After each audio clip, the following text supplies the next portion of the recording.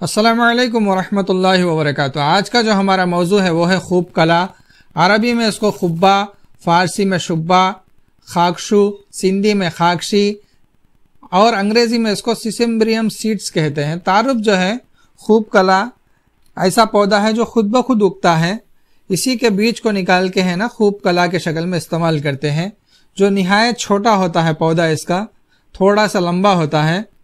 इसके जो बीज है खशखाश के दाने से भी छोटे होते हैं।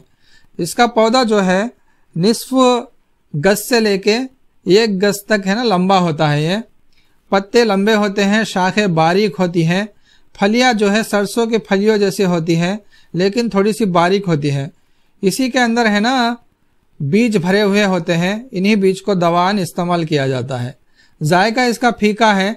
मकाम पैदाइश इसकी हिंदुस्तान पाकिस्तान। रंग जो है जर्दी माइल सुर्ख होता है। मिकदार खुराक इसकी 5 ग्राम से लेके 7 ग्राम तक इस्तेमाल कर सकते हैं, यानी आधी चम्मच से लेके 1 चम्मच तक आप इस्तेमाल कर सकते हैं। मिजाज जो है उजलाती गुद्दी है, खुश्क गर्म है इसका मिजाज। अफ़ाल व असरात देख लेते हैं। क्योंकि उजलाती गुद्दी है इसलिए मुहर्रिक उजलात है, हमारे दिल को और मसल्स को एक्टिव करती है। मुहल्लिल आसाब है, आसाब में ये तस्किया करती है, वहाँ पे सफाई करती है। और मुकव्वी जिगर है, जिगर को ताकत देती है। कीमियाई तौर पर बदन के अंदर हरारत जो है ना पैदा करती है, ये हरारत गरीजी को पैदा करती है। खवास देख लेते हैं। दाफ़े तिप है यानी बुखार को दूर करती है। हाबिस रुतूबात है, रुतूबात को रोकती है। मुनफ़िस बलगम है, बलगम को मुंह के ज़रिए से बाहर निकालती है। मुखरिज अखलात गलीज़ है, जो अखलात बदन के अंदर गलीज हो गए हैं उनको है ना इखराज करती है, खारिज करती है, बदन से निकाल देती है। फ़वाइद देख लेते हैं इसके। दाफ़े तिप होने की वजह से बलगमी बुखार उतारने के लिए बकसरत से इसको इस्तेमाल करते हैं। खसरा, तुर्की और चीचक के बिस्तरों पर भी और जिस्म पर भी इसको छिड़कते हैं, जिससे बहुत जल्द दाने निकल आते हैं।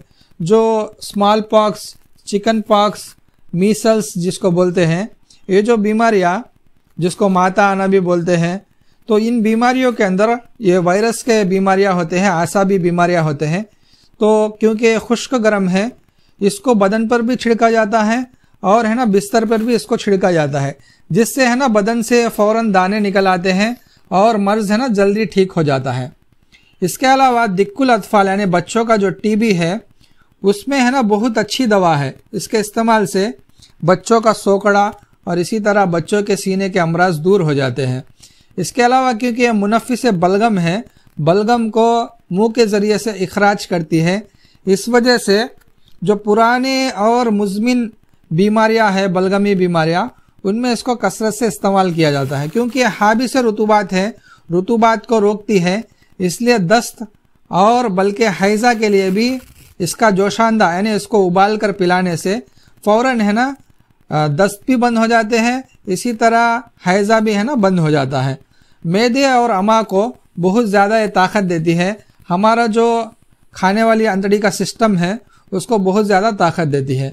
इसके अलावा क्योंकि ये मुहल्लिल औराम है, इसलिए जितने भी बदन के अंदर औराम है, वरम है, जैसे कि आशुब चशम यानी आँखों से पानी बहना, इसी तरह आँख का सूजन, कान का सूजन, पिस्तानों के सूजन और खुशियों के सूजन, इस तरह कहीं भी सूजन हो बदन के अंदर, ख़ास करके वो आसाबी यानी ठंडा सूजन हो, तो उसके ऊपर इसको पीस कर जमात करने से वरम है ना तहलील हो जाता है। इसके अलावा इसका पेस्ट चेहरों पे लगाने से और कलियों पे लगाने से रंग है ना साफ़ हो जाता है। क्योंकि ये उजलाती मुहर्रिक होने की वजह से कुव्वत बा को भी ज़्यादा करती है, मर्दाना ताकत को भी बहुत ज़्यादा बढ़ाती है और भूख को भी बढ़ाती है। भूख है ना इससे अच्छी तरीके से बढ़ जाता है, खूब है ना आदमी खाना खाने लगता है।